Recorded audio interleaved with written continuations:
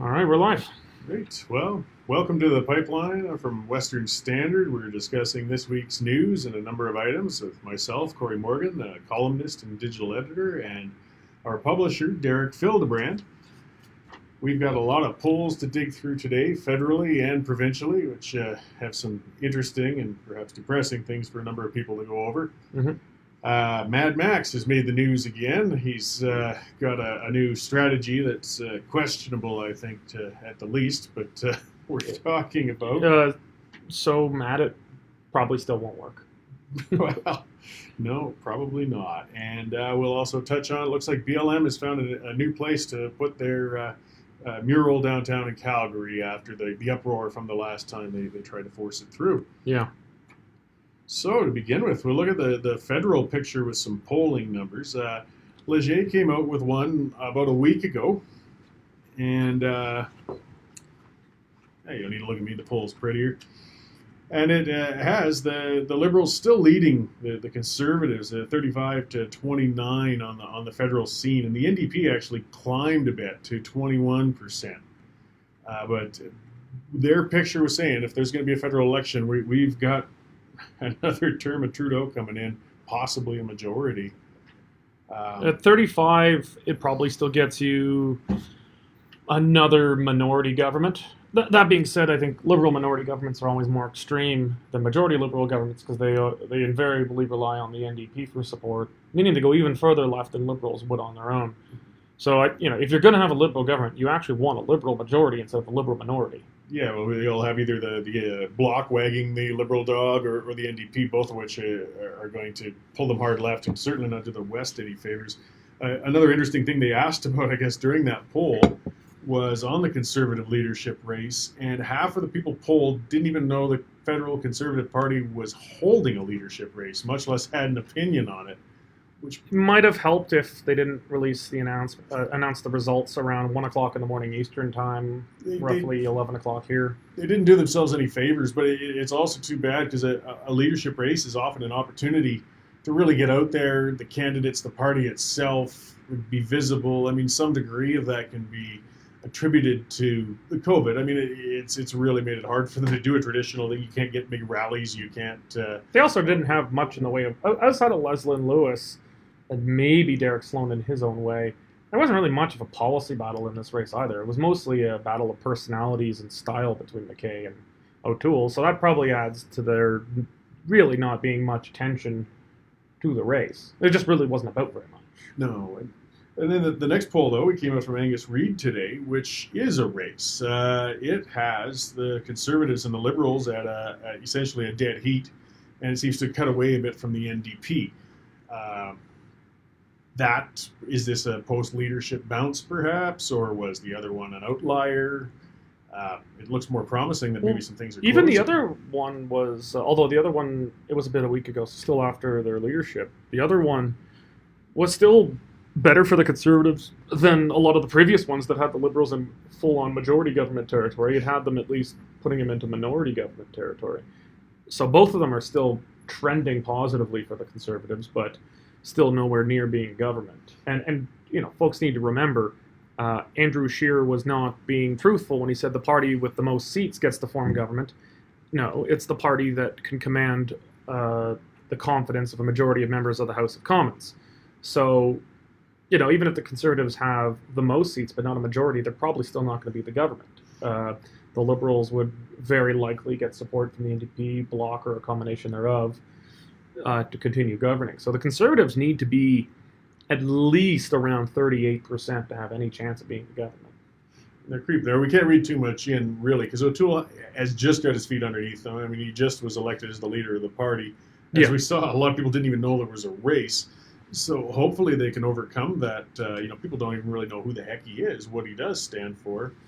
I've seen some of the knives out on social media, of course. They're immediately coming out to try and take him out. That's not surprising or anything like that. It'll be interesting to see how he deals with that. The party itself seems to be fairly unified. We're not seeing anybody stomping out the door or having tantrums over... Well, as we discussed on the night he was elected leader, he's in a uniquely good scenario vis-a-vis dealing with leadership rivals in this, because none of his significant rivals are even in the caucus. Derek Sloan is the only one of his leadership rivals that had a seat, and the only endorsement he had from caucus was himself. But Leslyn Lewis, not an MP. As far as I know, she had no caucus endorsements whatsoever. Peter MacKay had quite a few caucus endorsements, but has no seat. So it's not like those guys are sitting around there as a daily presence, as a potential rallying point of malcontent. So I think O'Toole's going to have a pretty easy time bringing these guys together. Yeah, well, the polls are snapshots. Of course, people say that and they change and they go up and down, but they're really, I think, important right now. A lot of people are watching them because, the Liberals are in a precarious position. They're considering, well, they prorogue Parliament. I don't think it's out of their minds to perhaps call a snap election if they think they can improve where they're sitting, as they're going to go into a really rough year. But they're watching those polls like hawks, and if it looks like it's neck and neck or they're losing, they're not going to pull the pin. But if they suddenly pull away, I got a feeling we're all going to be going to the polls this fall. And when you're in a minority government, there has to be a real aligning of the planets. Either the government needs to be far enough ahead in the polls that it thinks it's worth the risk of calling an election itself or engineering its own defeat. That's one way. That's what happened for the 2011 election. Harper engineered his own defeat because he was high enough in the polls. He says, yeah, I'm happy to have an election, let's go. The other way is what you saw going into the 2005-6 election, where Paul Martin was defeated by Harper.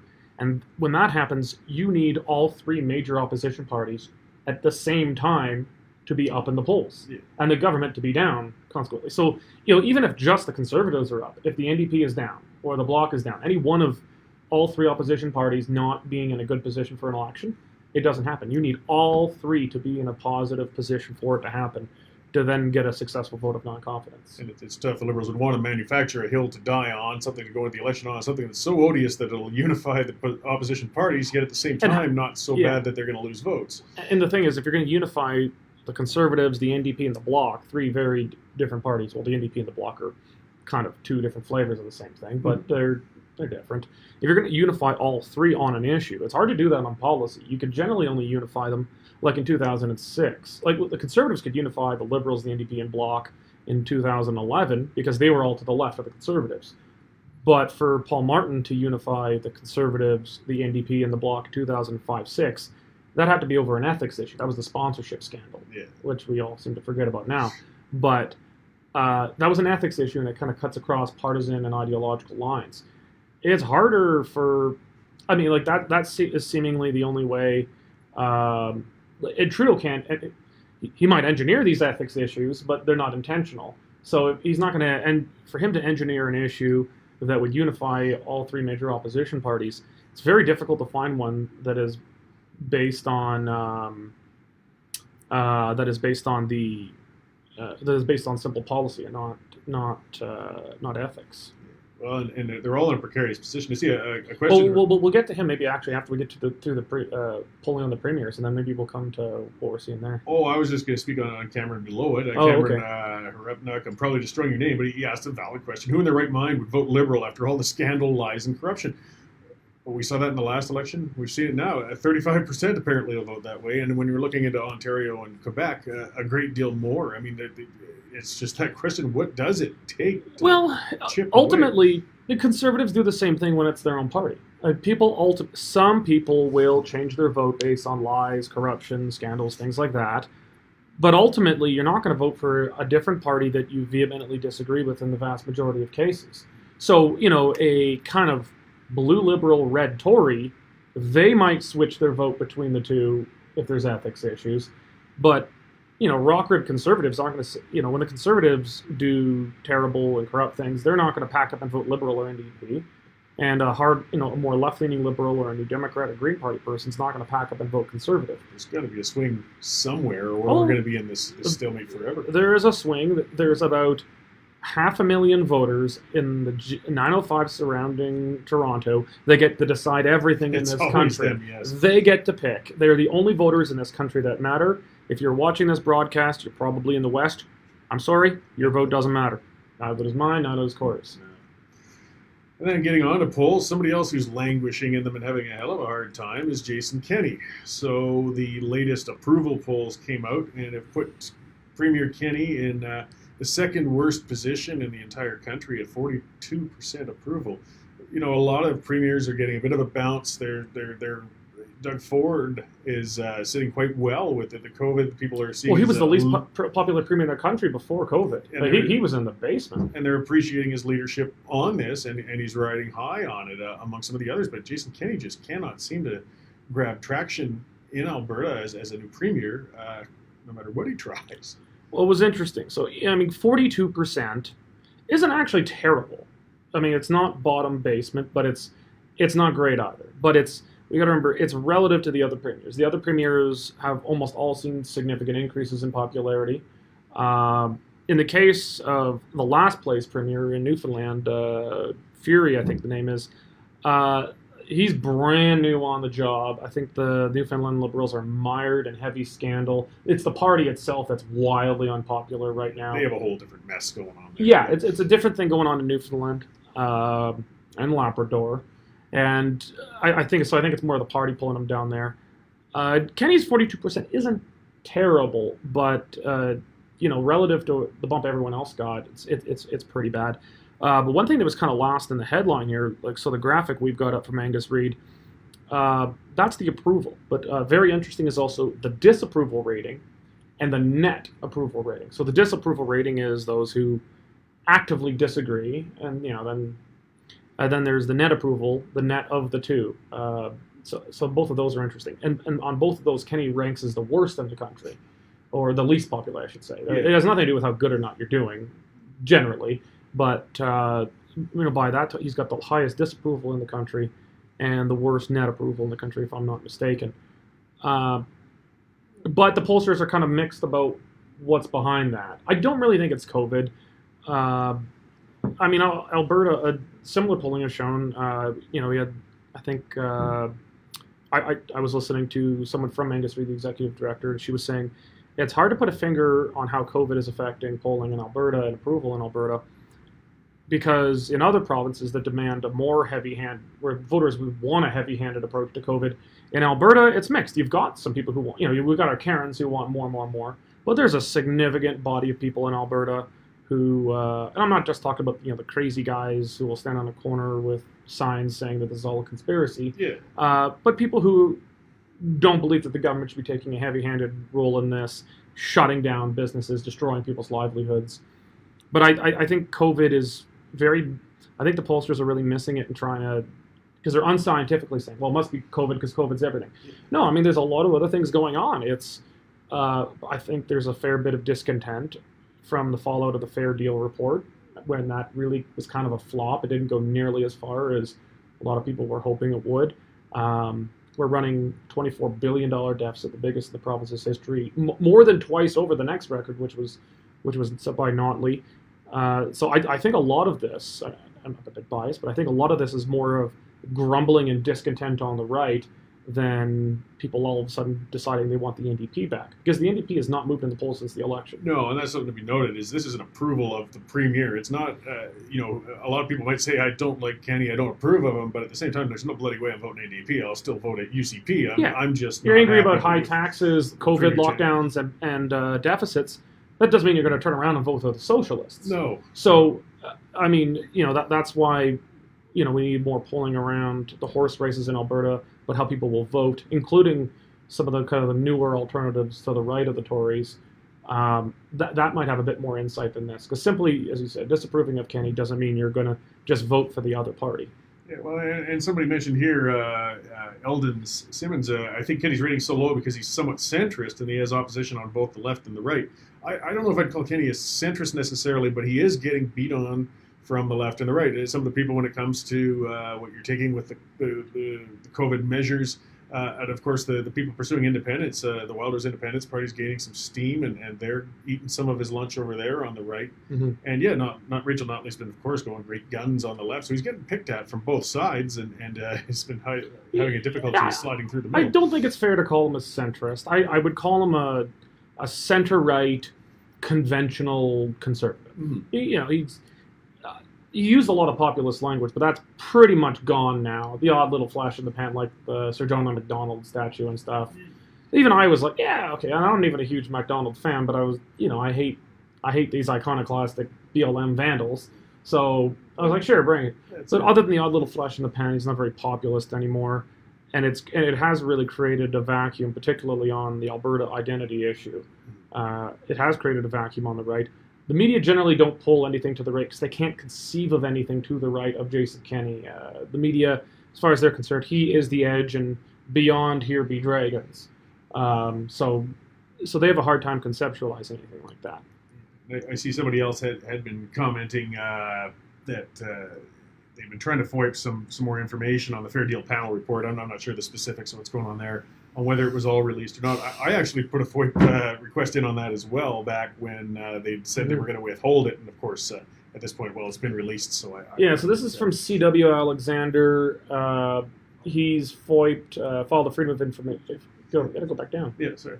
He filed a Freedom of Information request for the full Fair Deal report, and they've apparently, we haven't checked this, but I know he's pretty into this topic, so we're going to fact check this, and if this is the case, we'll do a story. But that they've redacted 138 pages in emails. Now, in the cases of emails, the Freedom of Information Act does allow them to cover up emails and addresses, etc., that could compromise the personal information of people in the public.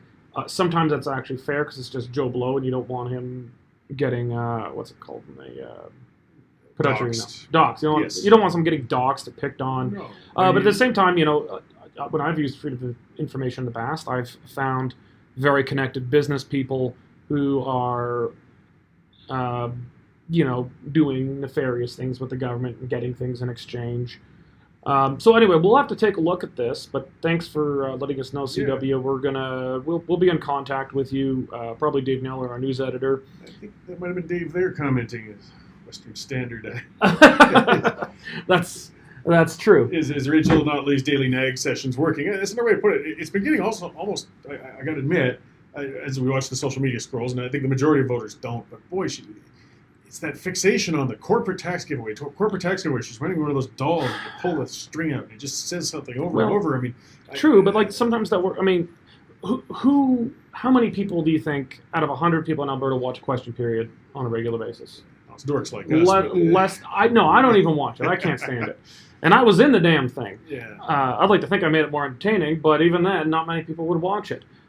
So if your message is going to break through, you've really got to stick to a couple themes. Yeah. And, the NDP are going with that strategy. I think it's really easy just to chase the squirrels every day when you're there. There's something to be said for sticking with it. Wild Rose, we hit the damn carbon tax every single day, but we would hit a bunch of other things. But so it's a part of trying to keep your message consistent. But I think it's the tone of the NDP. They haven't accepted they lost the election. Mm-hmm. They haven't accepted that, they personally hate Jason Kenney. And while, Kenney as an individual might not be terribly popular, conservatism is. And they have a hard time squaring the circle that, while the center of gravity might be to the left in Canada nationally, in Alberta it is very clearly on the right. And the NDP feel that, if they just keep on doing this, they're going to change the channel and people will come around to them. I wouldn't be hopeful for them. Yeah. Well, and a final quick comment before we move on to the next one from Calvin DeLay-Jones. You're saying that COVID has shown just how weak Jason Kenney is. I don't know necessarily everything is just can be blamed on that or not, but a crisis really does either bring a leader to shine or sink, and he's in the middle of a crisis, and he's going to have to start shining pretty soon. Getting on to leaders trying to grab traction, though, Mad Max has made the news again. Finally, we haven't heard much from him in a while. The latest was that the party had been paying him on six figures as well, I guess, the party funds, which is not uncommon for a leader who's out of office. It's actually reasonable. I mean, if he's their main fundraiser for the party anyway. If he's working full time, he's raising money. He's essentially an employee of the party at this point, since he's not a member of Parliament. I think that's reasonable, but it is more or less the last time we heard of him until now. And he's announced that he's considering running in one of those two by-elections, whether in Toronto Centre or York Centre, which are two of the safest Liberal seats in the country almost. These two, York Centre and Toronto Centre are the Sodom and the Gomorrah of conservatism in Canada. They are the most Liberal of Liberal seats. They are both in downtown Toronto. What could he possibly be trying to achieve by this? No, I mean, the Conservatives with a red Tory managed to crack Toronto Centre once, and I think in the last 80 years. And then it was only one term, and he won by 80 votes. And in 88, the big Tory sweep. Yeah, where they won just about everything, and then they got turfed out in the 93 election. So, I mean, I guess there's some strategy in Max is trying to get in the news, trying to get in the scroll. I mean, you want to be seen because you have been falling by the wayside. But when the news shows you running in that by-election, coming in at 2% support, is that doing yourself any favors whatsoever? No. If you're going to be claiming to be building a party of viability. I think you're right. He's trying to get the exposure to talk about his issues, keep the People's Party in the spotlight a bit, but it seems to me to be a very short-sighted strategy. Yeah, he'll get mentioned from time to time for something he says at the all-candidates debate. There'll be one or two, probably during the by-election. But he's going to get smoked. I mean, the Tories could run the most milquetoast red that you could find, and they're still going to get smoked. Yeah. The Conservatives would need to be pushing north of 50% to win this. The People's Party nationally, the media aren't really polling it anymore, so it's hard to say. I think it's probably down from the federal election because in the West, I think that the discontented conservative vote is looking more towards the Western independence movement rather than Jay Hill and other alternatives to. I think in the East, it's got more traction than it does in the West right now. But even then, it's pretty low. And he's not going to have any personal brand loyalty that he had in Beauce, his constituency. And at the end of the day, even if Conservatives are angry, first of all, most Conservatives are probably just going to give Aaron O'Toole a chance. But even if they're angry at him, like Andrew Scheer was, pretty piss poor leader, but people will still hold their nose and vote for the blue sign on a post because they're told to. And the only times they'll not do that is something that would be, extraordinary and kind of even beyond the left-right dichotomy of things. So I think he's going to get smoked. He's going to get a tiny bit of a platform for it, but I think he would have been much better just putting a candidate in, going to campaign for them, speaking at some events, and waiting either for the general election or for something more viable than this. I can't see it doing anything but demoralize the party. Well, and I see Eldon threw another question just on that one. Is an interesting one, actually. If an election was tomorrow, so we're looking at alternatives that are kind of right-of-center, libertarian, who would give a greater likelihood of picking up some seats, the PPC or Wexit, as they're currently named under Jay Hill. Personally, I would think Wexit, because at least they can target some strong, southern Alberta, southern Saskatchewan type of seats, or even interior BC. I mean, there's some great swing potential and vote splits that can happen. But PPC, I mean, he could pull some little chunks here and there, but I can't see him displacing an incumbent anywhere or winning a new seat. I mean, as I found out with the Freedom Conservative Party and Max, I thought had maybe found out, but I guess didn't with the PPC, is unless the Tories are abysmal and in power at the time, like you have with an Alison Redford apprentice or a Kim Campbell, people are not going to be willing to, in significant enough numbers, break away from the big blue ship. It's just that's the comfortable thing they know. They're worried about splitting the vote. I think the only way that people are going to is if it's on a more of a regional basis, like the Reform Party. It was the West. It wasn't just that it was more conservative than the federal PCs in 1993. It's that was the Western voice, and the PCs at that time were very clearly an Eastern establishment party still. So you could see that with Wexit because it's got that. It's not just left-right. I think the media really misinterpret things when they say it's just a breakaway right party. It's probably be on the right, just the way the Bloc is on the left. But the Bloc is not primarily a party of the left. It's a party of Quebec.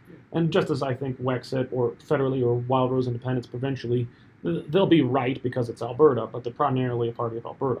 And a left-wing leaning person can still see the inequity of the system screwing where they're sitting. There's a lot of prairie socialists in Saskatchewan and Manitoba who still are very regionalist at the same time, and that's areas where there can be some hiccup.